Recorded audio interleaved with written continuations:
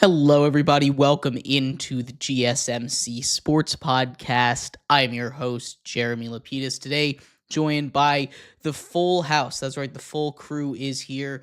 We've got Jake, Nolan, Mehrob as well here with me. How are all of you guys doing today? Right. Doing good. All right.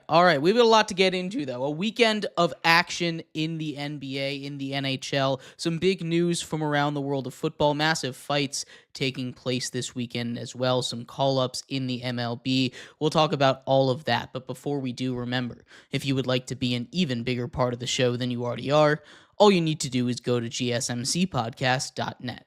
Or if you're on YouTube, you can use that super chat feature. If you do either of those two things, a message should pop up on the bottom of the screen for you, me, and everybody else around the world to see.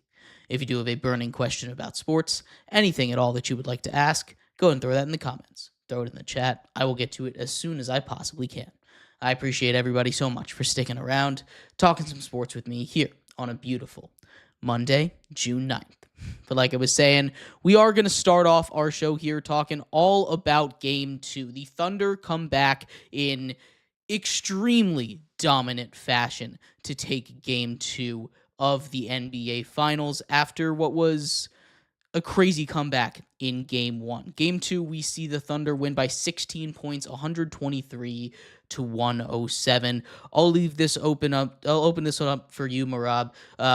Talk to me about this game. How did they get such a strong response to what was a brutal Game 1 loss?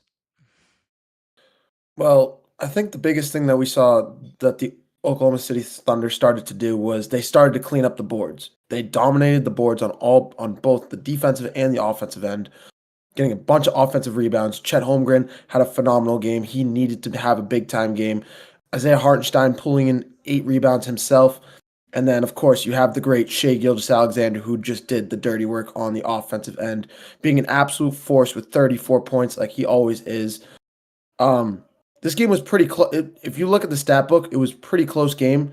But that second quarter, at the beginning of the second quarter, the Thunder went on a 19-2 run to open up the quarter, and it was just after that, it was just lights out for the Indiana Pacers. The Pacers tried to claw back into it, but I mean, when you're giving up a 19-2 lead in the first half, it's pretty much you're already putting yourself in a tough hole to come back from. Yeah, Tyrese Halliburton having a quieter start to the game. He ended up finishing with 17 points, but only 3 points to finish that first half. So a little bit of a slow start for him. yeah, no, for sure.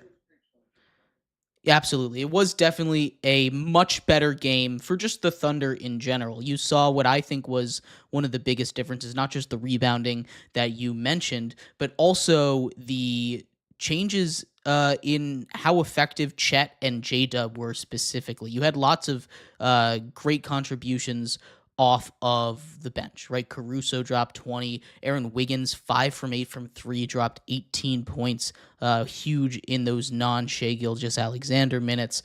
But really the big three, the other two guys stepped up huge, 15 and 19. Nolan, is this something that you can keep up here, that they can keep up? Is this how you expect the Thunder to look the rest of the way?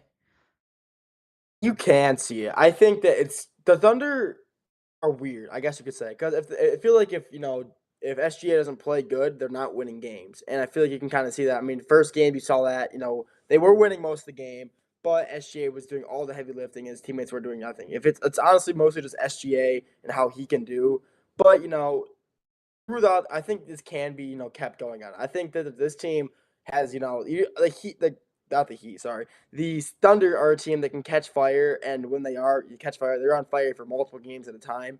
And during the playoffs, when it's only 7 game series, we saw that against the Grizzlies.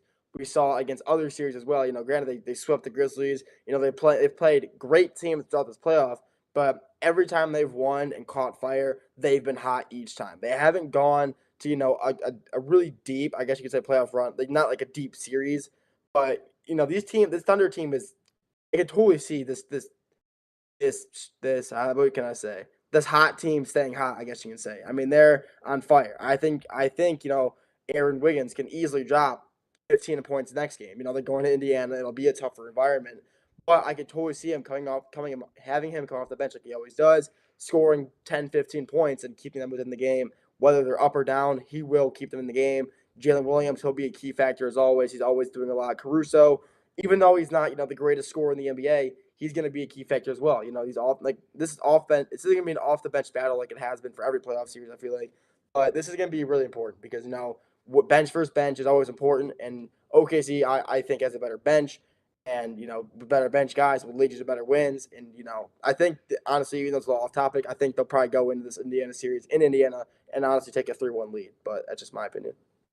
Yeah, the turnovers. There were a lot of issues with this Pacers team, and when you do look at the box score, like you guys were saying, it is very close. If you weren't watching this game, you'd be a little bit surprised as to how it became a 16-point game just looking at the numbers. But it felt like it was much more of a disparity. It felt like the Pacers were really struggling with that Thunder defense. They have been really sloppy both of these first two games. Even in the game that they won, you talk about a historically bad first half when it comes to turnovers, the most turnovers ever in one half of a finals basketball game. They're able to come back, but it felt like the Thunder defense has really caused fits, especially for a guy like Halliburton early on. Jake, is there a way for them to fix that, or is there something you've seen that shows that there might be light at the end of the tunnel for the Pacers to deal with this Thunder defense? I mean, right now it looks like there is kind of no answer for that Oklahoma City defense. They've just been so dominant and so consistent, though, too, throughout this entire playoff run. You haven't really seen that defense kind of falter whatsoever. And honestly, I don't know if we're going to see that throughout the rest of this finals series. But Tyrese Halliburton, when we're talking about him, he has to do more for Indiana. That first half that he had was so quiet.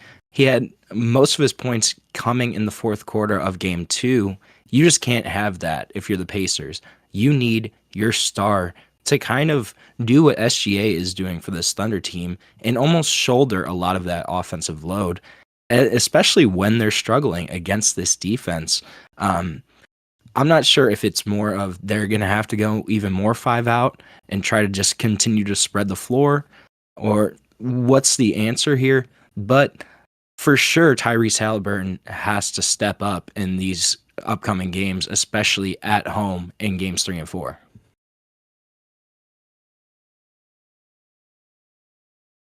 Yeah, and I would say honestly, Jake, when you're talking about that game 4, I mean, when you're looking at game 2, you brought up how inconsistent Tyrese Halliburton was in that first half. I would also say it felt like just the Pacers as a whole. When you had this was the Thunder team that took out a Pacers squad that went 7 guys deep for double-digit point. There were 7 Indiana Pacers guys that went over 10 plus points in this game. So this was a game where the ball was being spread out. Everybody was getting opportunities, getting bites of the apple, but it was just Tyrese Halliburton. They just don't have a leader on this team. They don't have a guy that can spearhead the offense the way that SGA does. So I think they definitely need him to be way more consistent, and hopefully he'll be able to do that when they go back to Indiana for game 3. I do want to talk a little bit about this Tyrese Halliburton kind of conversation, because it's kind of been very wildly swung around a pendulum, at least, I mean, especially in these last 2 games, right? He comes up clutch once again. He's been incredibly clutch all playoffs long, but he comes up in that clutch moment, wins that crazy game in game 1 of the finals, and people are talking, he is the next superstar, right? He is a superstar. Is he a superstar? There's this whole conversation surrounding him. And then once he has another first 3-quarter stinker, and they don't come back and win it, the conversation around him seems to change. He, at the beginning of the playoffs, was named the most overrated player in the league. The opinion on him is changing so wildly with each game. But where do you guys find that he actually sits in this spectrum of great NBA players? Is he in that superstar tier? Where does he sit for you?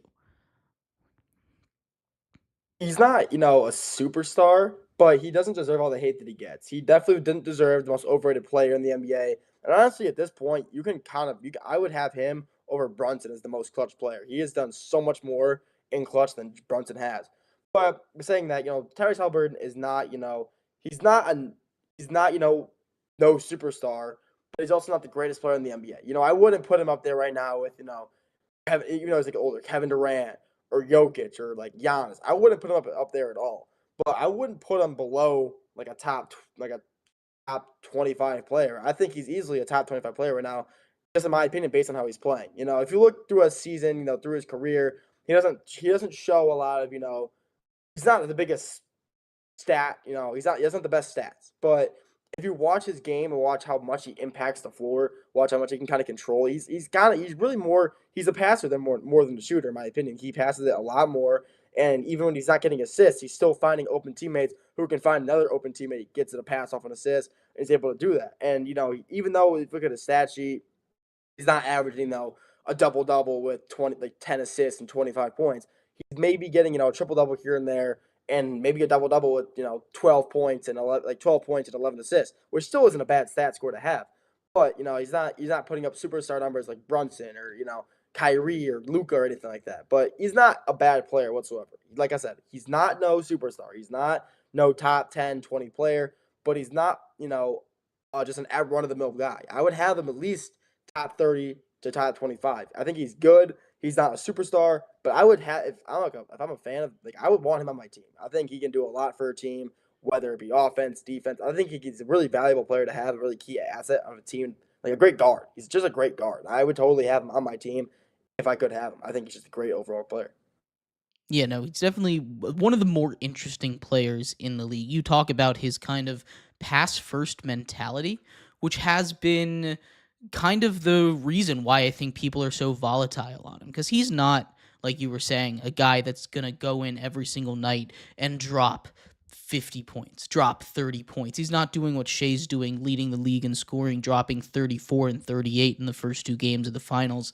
That's not his role. He is very much a facilitator on that team.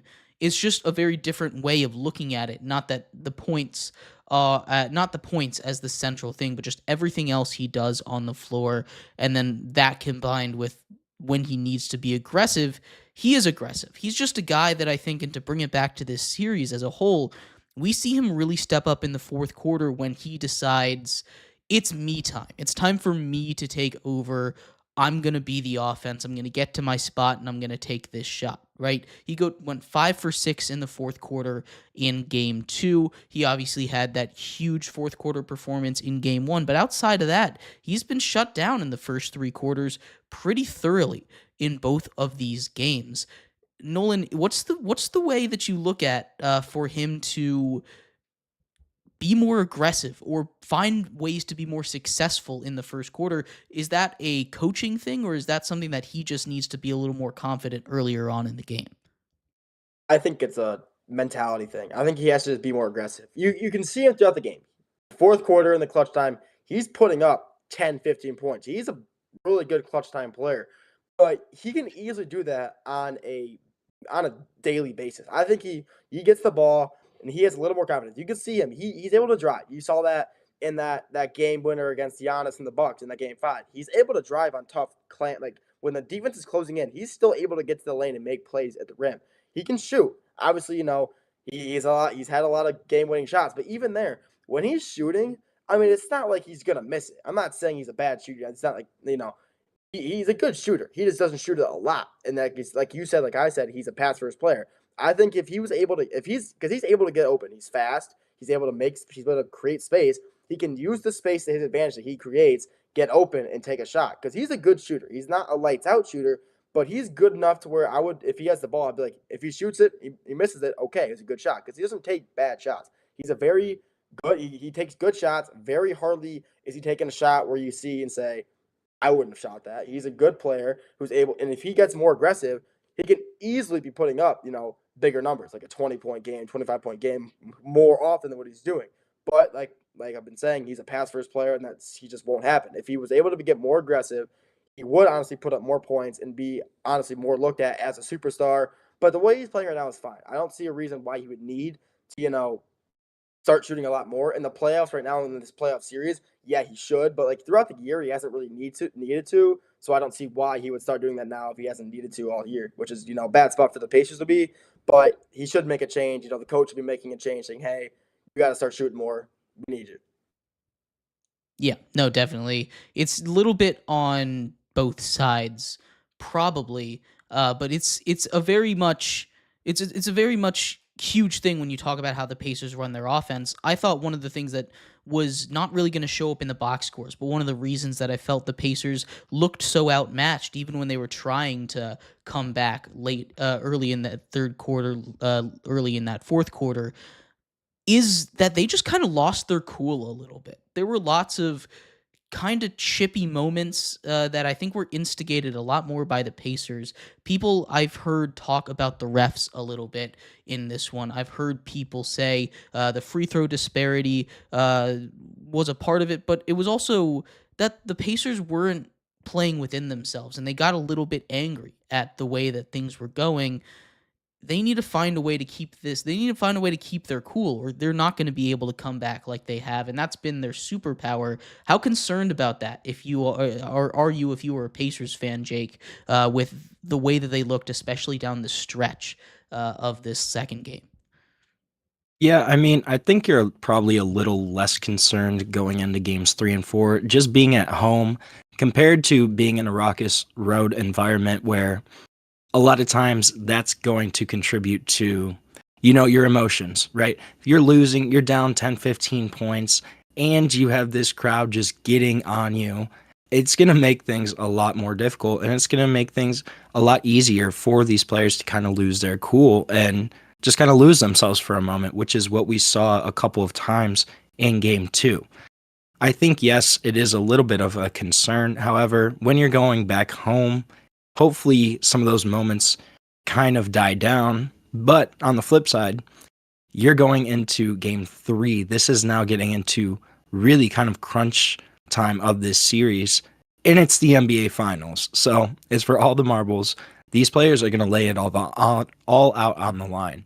So could there certainly be some discipline issues? I think that is kind of a valid concern.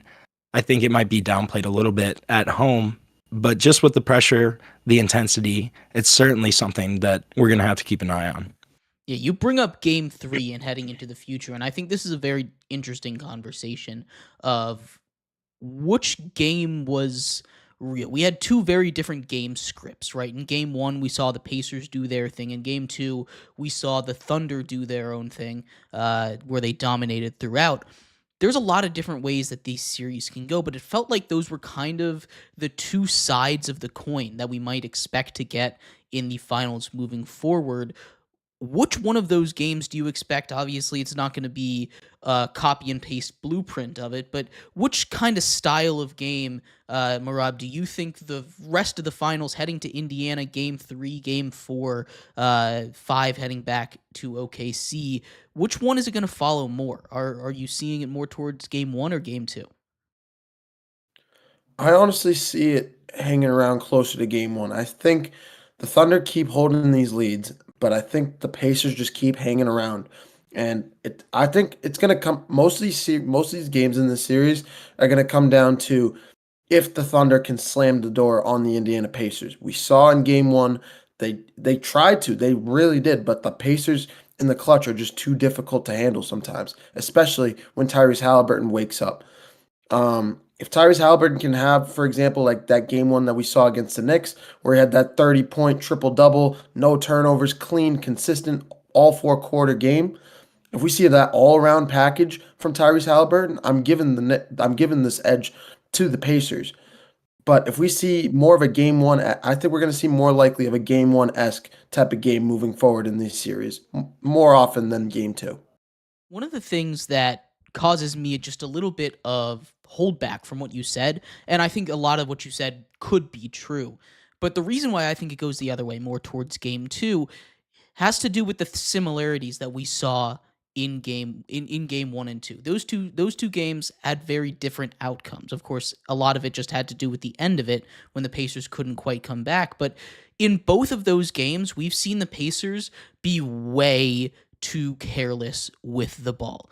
Their inability to keep what was probably their biggest strength and reason for winning a lot of these series, at least as handily as they did, is that turnover margin. They've now lost that turnover battle twice. And I know the Thunder also are particularly skilled at forcing turnovers. That's their specialty, another reason why they were so dominant making its way through the West. But it's been a real concern. I know, again, they've been able to hold off the points off turnovers to a pretty remarkable rate, but the turnovers are very concerning to me as we go into the future here. It's one of the few consistent parts that were in both Game 1 and Game 2. Jake, how do you see this series going more towards in the future? A Game 1 style or a Game 2 style? Yeah, I think I'm honestly probably kind of leaning more towards Game 1. But I certainly agree with you that turnovers are going to play a huge role in this. Indiana needs to clean up their offense and just needs to be better in terms of decision making on that side of the ball in order to kind of have a chance in this series. But I think they're going to be able to kind of adjust. Go back home. You kind of are able to retool. You're able to split on the road, which was huge. I think you're going to be able to see Indiana kind of settle in a little bit and make this a really competitive series to where it's going to be really back and forth and it's going to be a lot of fun. But I think we're probably going to see something a little more similar to Game 1 in just the fact that it's going to be back and forth, it's going to be competitive, and Indiana is going to have a chance in this series. One of the other things that I think is a huge part of this series is the way that both of them respond after a loss. We saw the way that OKC responded after a loss in Game 2, and they've been phenomenal at that for the entire season. You don't just win 68 games by losing a couple in a row. It only happened once or twice during the regular season. It is yet to happen to them during the playoffs. They have been just so special, and the ability to bounce back as such a young core has been so impressive to me. It's not like that hasn't been the same kind of thing with Indiana though either. And I think this Game 3, I mean, we've been talking a lot in this series about these games being must win. Game 1 was a must win for the Pacers. Game 2 kind of felt like a must win for the Thunder going back to Indiana. Nolan, is Game 3 also in that same kind of category for the Pacers, where they need to keep that lead? They can't surrender the lead to the Thunder with the way that they have been proven they can come back after a loss. How big of a game is Game 3 for the Pacers and for the Thunder? The Pacers, I think it's honestly kind of a must-win game. I really think it is. I think that the Pacers have been proven. They have been outplayed in both games. They're currently tied 1-1, but they've been outplayed in both games, and they just happened in the first game to be able to come back. Last game they couldn't. I think it is a must-win. I think if they surrender the lead to OKC, like I said earlier, I think if OKC manages to win Game 3, I think they win Game 4, heading back to OKC for Game 5 with a 3-1 lead. I really think that's the truth. Thunder, I don't think it's as much of a must-win game. I think this Thunder team is well kept and well able to, even if they manage to lose, come back in Game 4 to tie it at 2-2. I think their team is just too well versed. They're too well rounded, and they have too many skilled players that if they even manage to lose another game, they can come back and respond like they just were last night. They were able to, they lost that Game 1 off a buzzer beater. Horrible loss for them. Buzzer beaters happen. They were able to come back out last night in OKC in their home court and just play better basketball. 19-2 run, winning by 16. I mean, they were pretty dominant most of the game. There was a few close instances where Indiana was coming back, making it look like they were, but OKC would just, kind of just pull away. They would just keep pulling away when things get close, and they kept the distance. They were able to secure the win after then that brutal Game 1 game winner. So that's why I'm thinking if OKC manages to lose, not that big a deal for them. They have the skill, they have the ability to come back and win Game 4. It's a must-win game for Indiana. If they lose, I think OKC has the momentum, win Game 4, 3-1 lead, going back to OKC for Game 5. Yeah, for sure. Honestly, I can't agree more. I personally think the Pacers are going to win this series. I picked them before the series started, and I'm still rolling with them. I expected the Thunder to win Game 2. They needed to come out and make a statement. If they went down 2-0 on their home floor, this series is pretty much a done deal. This is the NBA Finals. These are two young teams that are just experienced the NBA Finals for the first time. Going up against, you give Rick Carlisle a 2-0 lead, you're just most likely not coming back. So I expected the Thunder to win last night, but I think Tyrese Halliburton is due for a big game. He really is. We saw game 1, he struggled big time until the fourth quarter. Same story in game 2. Obviously, much less clutch moments, but still 5 or 6 in the fourth quarter. Tyrese Halliburton needs to have a big game. And if the Pacers come out with the same energy as they did in game 2, spreading the basketball around, having 7 guys in double figures, and Tyrese Halliburton can take that lead role and take initiative, I think they'll be okay. They really need to be more careful with the ball, less careless with the passes, like Jeremy said, and die down some of the turnovers because they're doing everything else well. But when you turn the ball over at that rate, it's tough to win games, especially in the NBA Finals. Yeah, you talk about Tyrese Halliburton being due. He kind of is that X factor for the Pacers, at least, to win Game 3, in my opinion. Jake, just wrapping up our segment here, who's that X factor in Game 3 for the Thunder to keep their foot on the gas and take a commanding 2-1 lead in this series? I think it's honestly Jalen Williams. You saw him step up in Game 2 after kind of struggling in Game 1, being super inefficient. I think you need to see him step up again in Game 3, kind of be that secondary option, take some of that pressure off of SGA, and just be that terror on the wing that can kind of terrorize the Pacers defense, give somebody else the opportunity to score in that Oklahoma City offense. I think Jalen Williams needs to have a really great Game 3 in order for the Thunder to be successful. For sure. He's definitely going to play a huge role in Game 3. Game 3, just a couple nights away, a massive game. We'll make sure to preview that when it is game day. But we do have a lot more to get into. Massive news out of college sports. The House settlement has officially been approved by a judge. This is going to affect everything you can possibly think of in sports. It's basically creating a brand new sports league, professional sports league. We'll talk about all of the far-reaching consequences, if this is good or bad for the sport, and much more, coming up next here on the GSMC Sports Podcast. I feel like I'm losing my mind. Is everybody in the world blind? Please, Lord, give me a sign, a sign. I feel like I'm losing my mind. Is everybody in the world blind? Please, Lord, give me a sign, a sign. I wanna be the greatest. Everybody on the fake shit. I look around and feel like everybody is the fakest. I make this every day and I'm impatient, hoping one day I blow up from the basement. Statement, the top is so vacant. I don't hear shit that I think is amazing. Waiting for my day when I'm playing sold out shows for 1,000 faces. Hey, give me that crown, get in my way and to be put down. It ain't your place, all this my town. If I want that shit, then I'll get it right now. I'm losing it, the noose it fits. I'm losing shit, a stupid myth. You choose to live or choose to dip. You choose to fight or lose your grip and lose a gift. I feel like I'm losing my mind. Is everybody in the world blind? Please, Lord, give me a sign, a sign. I feel like I'm losing my mind. Is everybody in the world blind?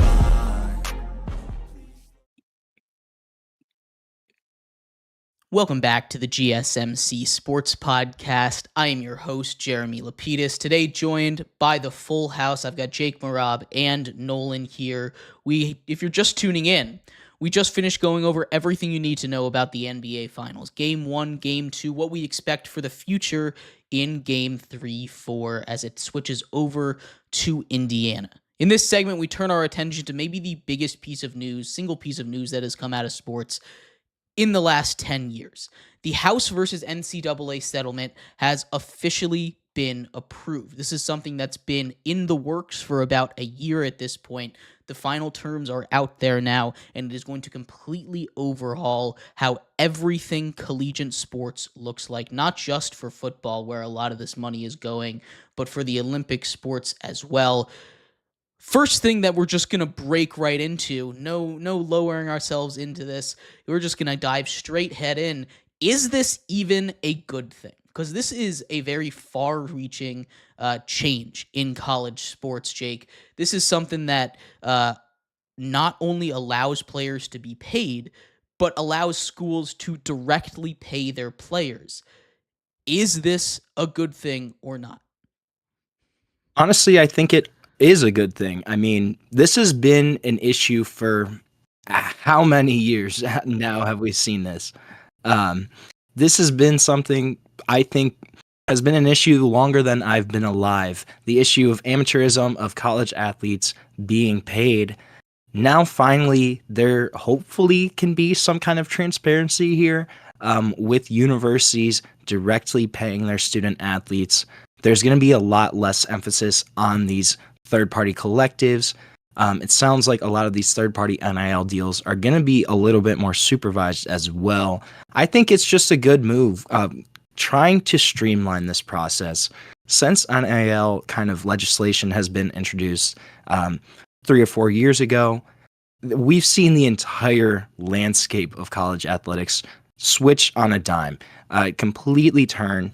And this is something that has been needed. There's been needed some kind of legislation, some kind of directive to govern the NCAA and these NIL laws. I think it's a good move to try to rein in some of this NIL kind of landscape issues.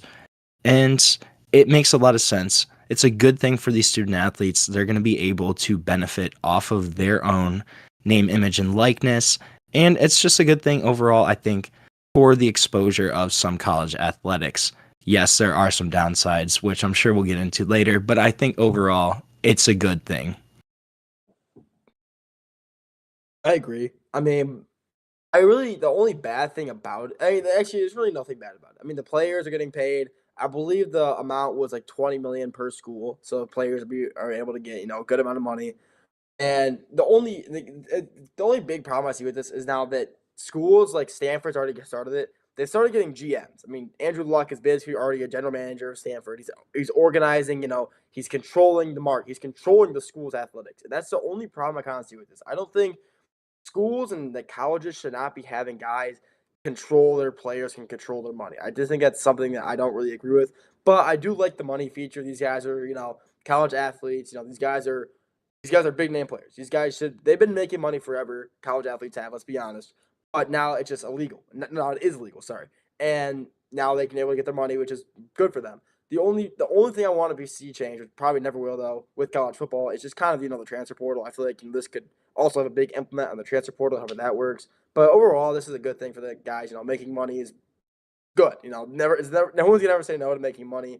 And this is a good thing for these guys, kind of learn how to maybe start, this is going to be helpful to some guys, kind of learn how to invest, how to embrace the future, how to get ready for the future, and how they can, make money off this, use it for good. I think it's a good thing, some downsides, but overall, it's pretty good.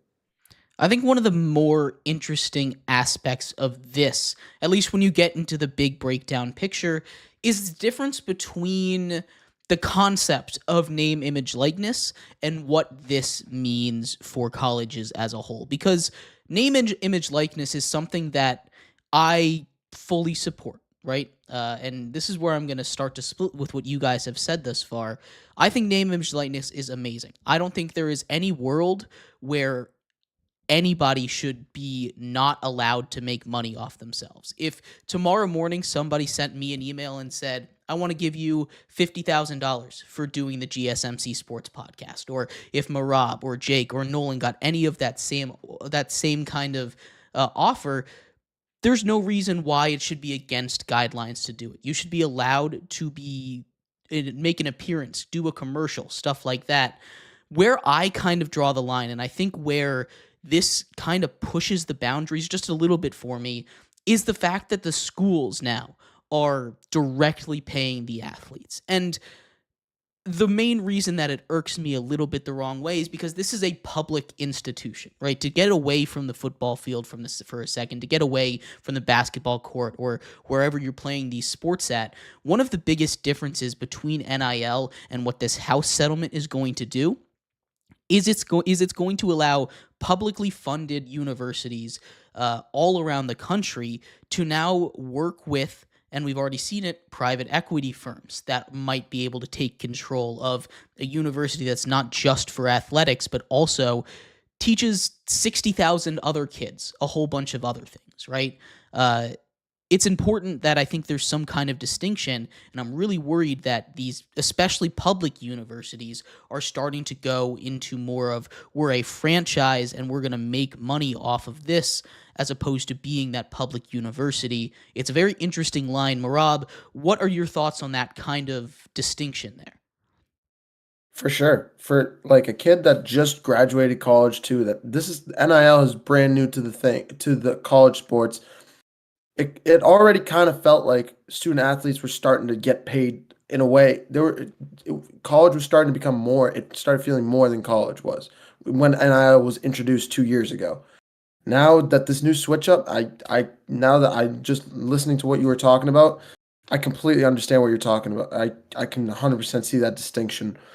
Honestly, the fact that athletes are starting to get paid in that way is a little bit of an issue, but at the same time, they are still considered. We don't call them just straight athletes. We call them student athletes for a reason. You always keep that first part in there next to athletes, because that's the reason why you're going to college. You're there to be a student. If you're not doing well academically, you're not going to be able to reach the field to play in your athletic sport.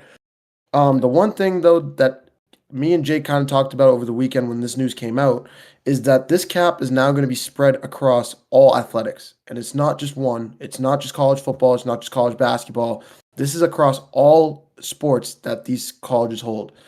And is there going to be a little bit of an issue with how colleges are they going to sometimes dial into one specific sport, especially if you're a small school, dial into one specific sport that they're necessarily good at? For example, say like a UMass, I'm just going to say UMass because I went to UMass as a smaller school. UMass women's soccer, they dial in $5 to $10 million into women's soccer, but they only dial in $5 million to the men's soccer team or something along those lines. This is something that I think could be a little bit of an issue, and I'm kind of wondering how they're going to attack that if it becomes somewhat of a problem. Yeah, that one I think is really interesting, because what you bring up, I think also goes to an even bigger point that could have some more concerns there. We're talking about generally, it's expected that most schools are going to do 75% to football, 15% to men's basketball, 5% to women's basketball, and then 5% split amongst everything else, is the numbers that I've been seeing of that 20.5 million. The other thing is that's also going to go up by a minimum of 4% every single year for the next 10 years. So at a minimum, we're looking at $30 million that schools can pay out in 2035. That's... How are they even going to raise $20.5 million, or when it keeps raising every single year? You think of a MAC program, you think of a Sunbelt school, you think of a Conference USA type school that, maybe they don't have $20.5 million to give to their athletes. So is that going to have ramifications across the entire university? Or are athletic programs going to be cut? Are academic programs going to be cut? All trying to keep pace. I think that's kind of another aspect here of a potential downside, is with some of these smaller schools where maybe finances are much tighter, how are you going to even be able to raise this much money to pay your athlete? It's definitely a concern there, and that kind of goes into a little bit more of Title IX stuff as well. I know that they came out and they said that NIL is not a part of Title IX, but this is the whole reason we see a lot of Olympic sports get cut is because of that Title IX factor, right? You need to pay the same amount of money into men's sports that you do into women's sports. And people and schools with a football program, especially if they go ahead and they fund that football program, have cut other men's sports or added a bunch of women's sports so they can keep that funding equal. And it hurts a lot of these, especially Olympic style athletes. And you're right, it could also cut into the rest of the school budget, everything that's going on over there with the academic side of things. There's a lot of things we don't know about how it's going to happen. It's governed, the new governing body is the College Sports Commission, who CEO is going to be Brian Seeley, who was a former MLB executive, so he has a little bit of experience there. Is the NCAA just obsolete now? What's the point of having this NCAA organization when you have the College Sports Commission as well? What's the split of responsibilities there? It does feel like there really is no point for the NCAA anymore. I mean, when's the last time the NCAA really doled out a legitimate punishment that we were like, okay, that's a pretty good one? I mean, you look at what happened with Michigan in 2023. That's still not resolved, but I mean, those guys really got a slap on the wrist for arguably cheating throughout that entire season. That's up for debate. But, there's the NCAA for years really hasn't had kind of any authority. And with the new creation of this College Sports Commission, do you all see the NCAA really kind of maintaining its position at all in college athletics? No, I really don't. I think NCAA has been they really haven't, I'm going to be honest, I think anything they've done for the past 10 to 15 years has just been really bad. They really haven't done anything good for any sport. I feel like they're always just trying to do something, make something big happen, and it always just backfires. Last year, I mean, you can make an example, the 12-team playoff. I thought it was fine. I thought the idea was cool, but how certain teams got in, that was pretty poor. It was a lot of blowouts in the first round. March Madness, they're looking to add more teams now, which I think is absolutely absurd. I think that should not even happen. The Michigan scandal, a lot of team scandals, players, coaches doing absurd stuff, or like even back then when a coach would get caught for like paying players to go visit or like paying them on the payroll to play there was still no punishment. There maybe be a few game suspension. Coach can't coach for, let's say, the first 3 games of the season, when realistically those first 3 games don't matter. Those are warm-up games. Those are, games where you're used to, basically get free wins. I mean, the NCAA is just so soft. They haven't done it. In my opinion, they haven't done really anything good rule-wise or punishment-wise for the past 10, 15 years. And I think the NCAA in the next few years is going to fizzle out, and this new commission will take the charge, and I think they can honestly, hopefully, run it a lot better so we can actually start seeing legit punishments or, just legit good stuff come into college football or college sports in general. As bad as the NCAA is, right? And I think we can all agree that the NCAA, not a great organization, just in general. This College Sports Commission, it comes with its own issues, right? It feels a lot more professional centric. And that kind of goes back to my main issue with this bill. Not that athletes are getting paid, but the fact that we're privatizing and making it more of a professional sport rather than it being college athletics at a college. It's going to be its own league. I think the NCAA does a really good job of protecting its Olympic sports specifically, right? That's not bringing in money. Swimming and diving isn't bringing in money. It's not happening. So when you take a look at what the NCAA does do that's valuable, it's not like the big football, basketball stuff, because they're admittedly very bad at dealing with stuff like that, responding at a even rational level, too far or not enough all the time.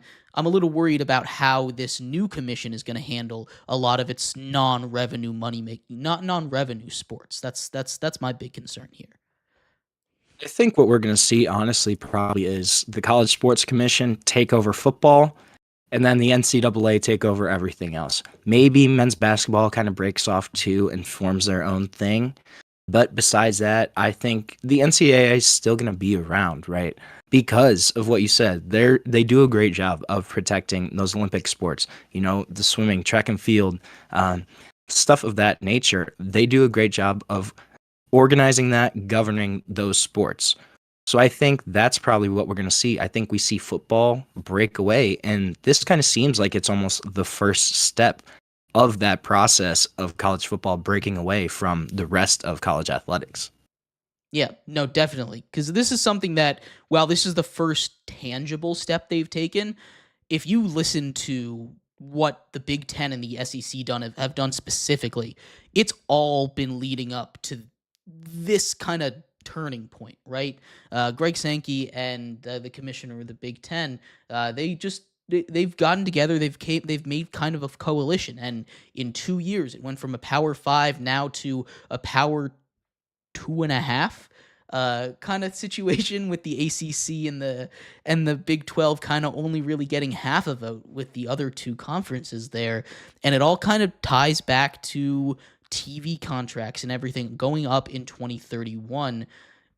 I don't know if this is kind of the other concern I have with it is I don't know if this is a puppet government until they can continue to find a way to break free and build a super league kind of thing that's been so heavily rumored around college football. Mehrob, what is that something you see in happening in the future, or is this just one of those crazy conspiracy theories for nutheads like me?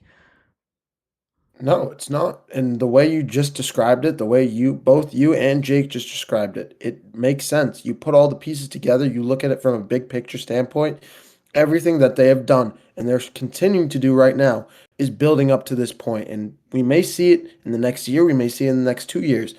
But I would not be shocked if we saw the College Football Commission, come out and separate from the NCAA. Because of just how big college football is. You bring up how big the SEC is. You bring up how big the Big Ten is. We've already heard some rumors about super conferences coming out with the Big 12 Big 12 and ACC merging with the other two big conferences to make some sort of two conferences the same way that the NHL has, the NBA has, continuing to make it seem like a professional sport. So when you put all these pieces together, you make a stew out of all these factors. It looks like all these factors are leading. Everything's pointing towards the college football wants to move away from the NCAA. Yeah, and two, I think with the College Sports Commission, one interesting facet of it is that every school that's going to join the College Sports Commission, they're going to have to sign this kind of affirming document that basically locks them in to the organizing, overarching body of the College Sports Commission. So when you kind of factor that in, it almost kind of seems like that's the first step in some sort of agreement outside of the NCAA for college football. And especially, it sounded like it was kind of those Power 4 conference teams, about 68 to 70 of them. So when you kind of have to sign a document already, kind of seems like it might lead towards something else down the line, you know? Yeah, absolutely. We've talked a lot of bad about this, and that's on me. That's my worries and fears of the future, my old man brain kicking in. But there's plenty of positives too, right? One of my favorite things about this being settled is the fact that there's going to be some kind of regulation on NIL. Before, it felt like under the table millions of dollars being sent over to these players just so, an SMU that has a lot of big donors can turn around like that. And it leaves a lot of other schools in the dust, which again, sometimes that's just kind of how college football has always worked. But it's a little more in the light. What they are going to do now is it has to go through a portal, which is going to help make NIL a lot more fair, and you won't just have these bajillionaires being able to hand out millions of dollars to these kids under the table, kind of like an arbitration system like they do in baseball a little bit, is the way that I've understood it when they're reading it with computer models and stuff. But that's one of my favorite things, because this was the Wild West, and it led to a lot of, it felt like cheating going on, but the schools were just like, we don't know the rules, so we're just going to do whatever we want right now. Hopefully this brings a little bit of structure, which is something that a lot of the commissioners talked about. Structure. All four of the big four commissioners talked about how this is going to help build a future for college football, for college sports in general, bring a structure to everything. That's one of the key words that they have, and I do think they're right about that. There's plenty of good that came from this as well, especially with the regulation of NIL. Oh, completely. I mean, you look at Texas Tech this year spent $15 to $20 million on transfers. You look at Miami, just gave Jackson Cantwell, the number one offensive tackle in the country, $2.5 million per year to be the left tackle at Miami. We're not going to see that anymore. it sounds like a lot of those kind of deals are not going to be approved through this new system, which I really like. I think it kind of evens the playing field a little bit. And we're not going to see kind of this overvaluation of certain athletes where you're paying $1 million for a guy that's just not worth it. One of the things, question here from Anthony, and we kind of brought it up a little bit. We didn't quite get there. Anthony on YouTube asks, with this settlement, is it actually possible that this is going to speed up the potential merger between the Big 12 and the ACC in order to save both of their conferences looking towards the future? Or is this something that you think they had already planned for?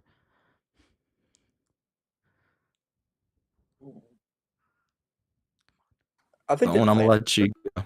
Ooh, you want me to? Yeah, I'll go first. I mean, I think this could definitely speed it up. I think, these teams now being able to kind of just spend, or these universities, colleges, being able to just spend this $20 million or however much they get is going to help teams maybe grow and maybe not grow. I mean, maybe some teams will know how to spend it, some teams won't, and some things could happen. Let's say some team in Big 12 is, the Big 12 is really good and the ACC is not. Maybe they're going to maybe want to merge quicker so they can maybe become a power conference, and then Big 10 versus the SEC, they merge and start playing each other. Who knows? But, I mean, I think it'll make it go faster for sure. I don't think they planned it out this way, but I think, with this going through, I think with the schools not being able to pay their players, I think this can definitely help build up or make it go faster. I think they can definitely make this merge go a lot faster. And, we can honestly end up seeing these two conferences coming honestly maybe as soon as the next 10 years. I think it's definitely possible now with this new contract, this new extension, this new thing being signed. I mean, it could definitely speed it up, I think. Honestly. Yeah, the only thing that gives me pause, I think, a little bit is just the idea of an impending Super League, right? If we're going to see that in the next 4 to 5 years, kind of sounds like 2030, 2031 may be a big turning point when TV contracts kind of end up. If we're going to see maybe a potential Super League, could these two conferences kind of wait and just wait on that Super League as opposed to merging, if they merge in the next 2 years and then they only have a couple years before they have to merge into something else, could that just kind of make the time frame a little too cramped? And maybe they just wait out on a Super League type scenario. I think that's also very possible, where it's maybe a wait and see kind of thing, especially when we look at the college football playoff and how we still don't know how that's going to be formatted, which is also going to be a huge part of the conversation. Yeah, the college football playoffs, the way that the contract's up there, you're absolutely right. This is going to be a huge part of whether or not this experiment works in the short term or in the long term. But there is a lot to break down when it comes to the House settlement. We're going to break down a little bit more specific in the coming days and weeks because it is just, again, one of the biggest single pieces of news that has broken in the last 10 years. It's completely changing the sport, creating new ones. But we're going to take a quick break. When we come back, we take a look at what's going on in the NFL. A couple new faces in new places. A couple people have been cut from teams. Where might they land? We'll talk about that and much more coming up next here on the GSMC Sports Podcast. Looking for your daily fix of sports talk without having to pay for it? GSMC Sports Network is available on YouTube. Just search GSMC Sports Network. Get your fix of daily sports talk shows on YouTube, absolutely free. NFL, college football, NBA, MLB, MMA, UFC, fantasy football, and so much more. GSMC Sports Network has shows running all day long, with new sports shows starting every 2 hours. Just like on your favorite cable sports channel, except GSMC Sports Network is absolutely free. Just search GSMC Sports Network on YouTube to catch one of your new favorite shows, like the GSMC College Football Podcast, Chip Shot Football Podcast, Hoops and Heels Women's Sports Podcast, GSMC Basketball Podcast, and so many more. Check it out for yourself. GSMC Sports Network, now available on YouTube absolutely free. Search GSMC Sports Network on YouTube right now.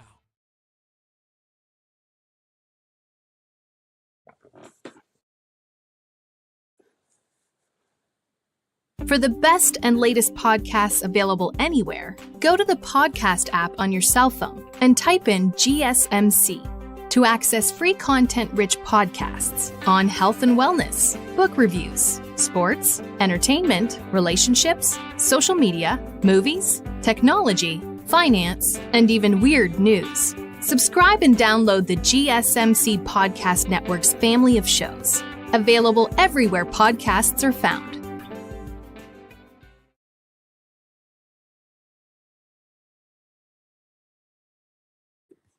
Welcome back to the GSMC Sports Podcast. I am your host, Jeremy Lapidus. If you were just tuning in, we just finished going over one of the biggest single pieces of news in the history of sports, the House versus NCAA settlement, completely changing the way that we look at college sports. In this segment, we take a look at the pros, college, professional football, the NFL, to be specific. We're going to take a look at some of the peak pieces of news that broke today. Nick Chubb signs with the Texans. You have Jair Alexander released. But before we do, remember, if you would like to be an even bigger part of the show than you already are, all you need to do is go to gsmcpodcast.net. Or if you're on YouTube, you can use that super chat feature. If you do either of those two things, a message should pop up on the bottom of the screen for you, me, and everybody else around the world to see. If you do have a burning question about sports, anything at all that you would like to ask, go ahead and throw that in the comments. Throw it in the chat. I will get to it as soon as I possibly can. I appreciate everybody so much for sticking around, talking some sports with me here on a beautiful June 9th, Monday. All over the place here right now. But like we were saying, some big news in the NFL. We're going to start off with the Nick Chubb piece of news because he's a very interesting case. He decides to sign with the Houston Texans, a team that already has a running back in Joe Mixon. How do you guys see this fit going? I'll start with you, Jake, on this one. How do you see this fit going down in Houston? Well, first of all, let me just say I am heartbroken that Nick Chubb is no longer a Cleveland Brown. But I love this signing from Houston's perspective. You pair Nick Chubb up with Joe Mixon, a guy that really had a great first year there, pairing him up with CJ Stroud in the backfield and giving the Texans kind of an actual rushing attack, something that they hadn't had previously. I think when you pair Joe Mixon with Nick Chubb's downhill running ability, yes, Chubb still coming off that injury. Yeah, he played a couple games last season, but he didn't look the same. He was just not the same guy. He was not fully recovered. But you get to this offseason, he's squatting 600 pounds again, squatting 2 grown male adults, which is insane. But this guy, I mean, at his peak, one of the best running backs in the NFL. I think he was the best pure runner in the NFL. A guy that never really seems to get negative yards, legs always churning, and a much more complete and well-rounded running back than people give him credit for. Yes, his physical downhill kind of style of running is what gives him his name, his popularity. But this is a guy that can catch passes out of the backfield, can block in certain situations, and just gives the Texans another really great option to kind of pair with Joe Mixon, who in his own right is a really elite running back. That just gives them a great 1-2 punch, arguably one of the top duos in the NFL, I think, if Nick Chubb is fully healthy, which obviously is a question mark here. Yeah, the health of Nick Chubb, definitely a big question mark. The other one, and I see what you're saying with that kind of as a deadly duo, the fit with these two guys. It's going to be a 50-50, you think? Is it going to be where Nick Chubb is a third down back? And if he is a third down back, which is kind of the way that I see it happening, does Nick Chubb's game need to change to be a successful third down back in Houston? No, I don't think so. He was already, you put him in Cleveland, he was in Cleveland, his great time there, and you put him in third down, you're guaranteed a first down. I mean, he was always just that good of a running back. He was, like I said, when you're squatting 550 to 600 pounds, I mean, you're going to get through any O-line that can help you. You're going to get through any D-line that's coming at you. You find Nick Chubb, you find the Browns down in the quick 3rd and 1, 3rd and 2, you're throwing Nick Chubb in there for a power dive, just for a quick dive play, and he's getting that first down. He's always been a power back runner, and he's always been able to get yards after contact as well. He's just a great pure runner. And I think even with him, even if he is, just a third down back, he's going to give the Houston Texans a great running game. That Joe Mixon, like I said, already a great running back. He was a phenomenal first year there, had a great first year there. And then, with adding Nick Chubb, even though, the injury, he is kind of not look the same. But I think that through recovery, this offseason is going to be huge for him. I think it's going to be a really big offseason to kind of prove that he still has it. Because I think he still does. I think even if he stayed in Cleveland, even if he had minimal role, if let's say he was like a backup running back, I think he still would have been great. He was a great running back before his first injury, and I think he still has potential to be a great running back. He always has been. I think he always will be. And even if he manages to just become a third down back, I think he still will be great in Houston. And I think he can be a great asset to that team, whether it be running, catching, blocking, whatever. He can do it all. I think I think the signing was great. Quick 1-year deal, $2.5 million, nothing crazy. And I think he could honestly, hopefully, get re-signed again. I think he's a great player. One of the things that, in terms of style wise, he's obviously a power back, gonna have to probably shift just a little bit of how he runs the ball. Going to a more spread out offense in Houston, if he does take over that third down role, he's going to have to work on his hands. He's going to have to work on his pass blocking. He's probably going to use a little bit more of his elusiveness rather than his power. So yes, I do think he's going to have to adjust his game a little bit, but I think this guy's just that good that he's going to be able to do it though. one of the more interesting combos in the NFL. I kind of agree with what Anthony said in the comments here. He said it's going to be odd because both him and Joe Mixon are very similar running backs, where they're more to be they're more likely to be these bell cow backs that break you down over the course of the game. If you go back to 2022 with Nick Chubb, for instance, he had 4.8 yards per carry in attempts 1 through 10. When you go look at attempts 11 through 20, it goes up more than a full yard, 5.9 yards per carry on that. He wears this defense down, and sure, a little bit has to do with the situation, but if you just go first half, second half, it's 4.9 in the first half, 5.3 in the second half here. It's one of these things that, kind of like a Derrick Henry, the more you have to tackle Nick Chubb, the harder it's going to be to tackle Nick Chubb, the harder it's going to be to tackle Joe Mixon, and it feels like Joe Mixon is going to be that lead back, so it concerns me just a little bit when we look at the fit with Houston. I love Nick Chubb. Nick Chubb is one of my favorite running backs. I've got his jersey on the wall behind me, right? But it just feels like a little bit of an odd fit to me. Mehrob, what are your thoughts on this fit in Houston? Yeah, so I think I want to say a couple things. First, I think the Houston Texans are gonna utilize Nick Chubb in a similar way that the Atlanta Falcons use a Tyler Algier, especially on the goal line for those power back drives to get those easy touchdowns from the 1 yard line, 2 yard line, 3 yard line, 3rd and 3s. I think he's gonna end up being that third down back. I don't see him splitting off with the first down back. I don't think he's going to get any first down snaps just because I think Joe Mixon's so much better at running through the tackles. And on top of that, it would just minimize his possibilities of getting injured. And what I mean, Nick Chubb. The second thing I want to say, the Houston Texans might be the only team outside the Philadelphia Eagles to still be able to do the tush push. Seriously, flat out. You have a guy, Nick Chubb, that's able to squat 500, 600 pounds. You have a guy like C.J. Stroud, who's a big dude in his own right. Like there's a lot of guys. The offensive line may be a little bit more of a question mark in Houston than it is in Philadelphia, but just with the personnel alone, they'll be able to do it with Nick Chubb now. I would not be shocked if we saw that play get drawn up a couple times by the Houston Texans this year. Just let Nick Chubb take the tush push snaps. Come on. Put him under center. You're saying the guy can squat 600 pounds. Why not? He's already running back 2 now at Houston. I agree. I think that's the perfect role for him, actually. I don't know why more teams don't do this. Do the tush push with like a tight end. Right? Or Derrick Henry doing the tush push, like...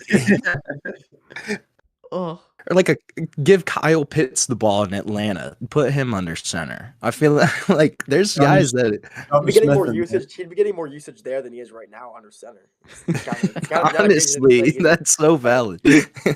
Now Nick Chubb, low-key should be disrespectful. I mean, he squats the same amount as Jalen Hurts, and look what they're doing. They got this relatively. I think the O-line could be a little better for the Browns, but I mean, you look at that O-line. I mean, they're kind of similar. Browns definitely not as good as the Eagles, but Browns isn't horrible. I'd say they're I think they're a top 5 O-line, me personally. But they can work. They can use it. They can use Nick Chubb or not the Browns, or the Texans now. Not as good of an O-line, so it could be a little struggle, but they could definitely try it out. Chubb, why not? Yeah, I was going to say that Texans offensive line definitely makes it a little bit tougher to be a heavy run team. They moved off of Larry Tunsil too, and that one's going to sting. I didn't like that they didn't address the offensive line too much. And that also might hurt Nick Chubb and Joe Mixon. I could see it going where it's a little bit of a whoever's the hot hand kind of thing. Because, I mean, it's not really going to be a set in stone rotational back kind of thing, or like a you get one drive, I get one drive kind of thing like they did up in Detroit with Gibbs and Montgomery. They're very different. They're very different, these two. So it's just going to be an interesting fit. And I'm not super sold on how well it's really going to go. But outside of that, the other big piece of news from today, Jair Alexander. We kind of touched on him a little bit a couple days ago, looking for a trade out of Green Bay, officially cut. They couldn't find a partner. The all-pro corner, two-time all-pro corner who's been hurt the last couple of years, is officially back on the market. What are a couple of places that you guys are looking at as landing spots for Jair Alexander, and what kind of role do you think he'll play? Why not the Eagles? The rich get richer. Jair Alexander, a guy that was born in Philly. Yes, you have Quinyon Mitchell, you have Cooper DeJean, but they have cap space, and you can always use another cornerback. This is a team that they pretty much have every piece. Yes, you have a couple solid cornerbacks, but they're young guys. When you have Super Bowl aspirations and you can go get a veteran that can contribute to your team, I think it makes a lot of sense for Philly. I wouldn't be surprised for them to try to reach out. I'd like to see him. I know it won't happen, but I'm a Lions fan. I'm also partly a Browns fan, so honestly, could like to see him on the Browns. That'd be really good. I think that'd be a really good secondary. I think it would. You got Denzel Ward, Greg Newsome, you get Grant Delpit, and then you add him. You add Jair Alexander. I mean, that could be a really good. That'd be a really good secondary. I don't think it'll happen, but really cool. Another option too. What about Baltimore? Baltimore doesn't have a whole lot in their secondary.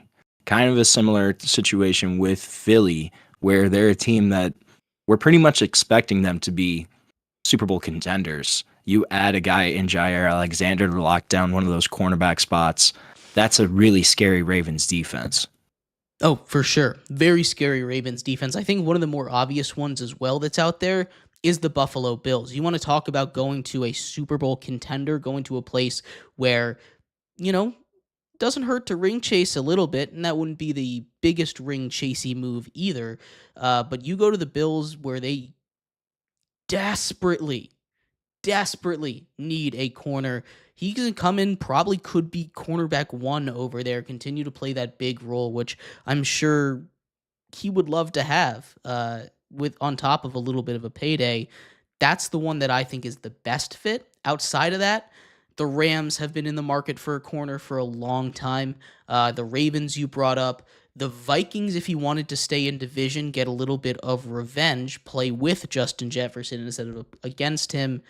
And a team like the Commanders are always interesting to me. I know they've got Marshawn Lattimore on one end, and you don't necessarily want to trot out double older corners, but it's something that they definitely could have used last season. And with them building up a defense a little bit, these are a couple places that I think could really use the services of a guy like Jair.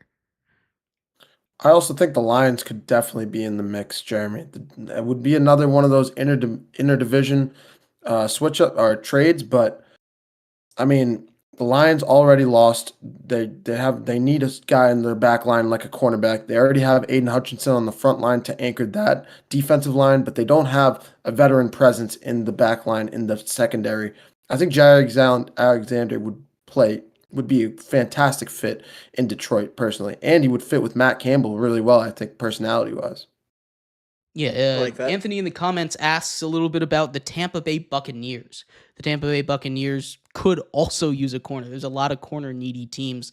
What do you guys think of his fit over there? Yeah, I mean, sorry, go ahead. Somebody, whoever's got it. Mehrob, you got it. All right. When we're looking at Tampa Bay, I mean, I think he would absolutely fit there. You don't really have a whole lot of. You lose Devin White. You lose a bunch of great pieces over there in the secondary. I think he would fit fantastically in Tampa Bay. I think this is the same thing a bunch of us would say, but I'll throw it over. Talk about a team that desperately needs corner. Right now, CB1, we're looking at Jamel Dean. Maybe we're looking at Zion McCollum, one of these two guys that McCollum, I think, has a lot of upside, but definitely a guy that will get burned a lot going for that big play. You get a guy that can come in and play a little bit of zone, a little bit of man in Jair Alexander, one of the best overall corners in the game. That would do wonders for them, especially in a division like that really is up for grabs. Corners always a much needed position around the league. There are plenty of good landing spots for him, but I think it kind of has to check off the box. I don't see him going to a cornerback needy team like the Giants or something.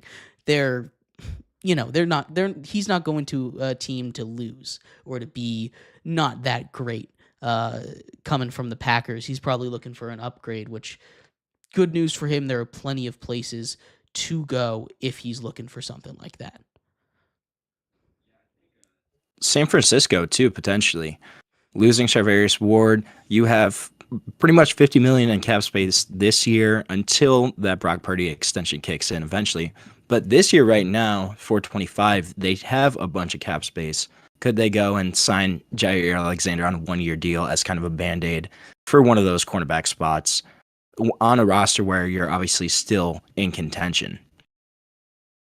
I think, honestly, I know they were talking about getting Jalen Ramsey back, but I think the Rams could be a really good spot for him to go too. I think the Rams, they're building, their offense over there is obviously, it's good. They just got Devontae Adams, they have Puka, and they have Stafford. I think their offense is fine, but their defense, it's not horrible, but adding a guy like Jair over there, adding him with, their secondary, it's not horrible. It's not, the best in the NFL, but I mean, the Rams are looking to go for Jalen Ramsey. They want to go get him back. I think they could honestly probably get Jair for cheaper, and I still think he probably is a little better than what he's able to get. What the Rams are able to get from Jair compared to Ramsey, I think he's probably cheaper, and I think he's still better. So I think that wouldn't be a horrible landing spot for him. If not, maybe no. Every team realistically needs a corner, but I think if he wants to go to a winning team, I mean, honestly, the Bills, because, he's loose to the cold, that'd be a good spot. He'd be cornerback one, most likely. I think the Rams would be a good fit for him, too, though, just because, I think the Rams need a cornerback, and he'd be already on a good heavy offensive side of the ball. The offense is good, and the defense isn't horrible, so he could probably fit in there pretty well, too. Yeah, absolutely. Lots of good landing spots for him. I think the Bills are where, if I had to pick one, was where he ends up. Rams probably second on that list. But it's not just Nick Chubb, Jair Alexander, lots of other news, holdouts specifically when it comes to those training camp updates. That's coming up next after this break on the GSMC Sports Podcast.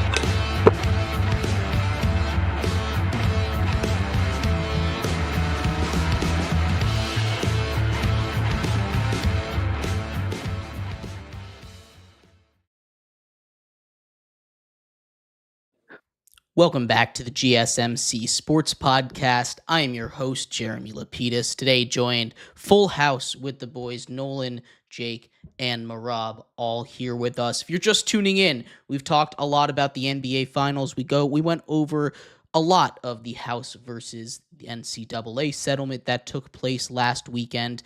We've talked a little bit about the NFL offseason. Nick Chubb has a new home, but that's not the only big piece of news. We've been tracking a lot of holdouts when it comes to things around training camp.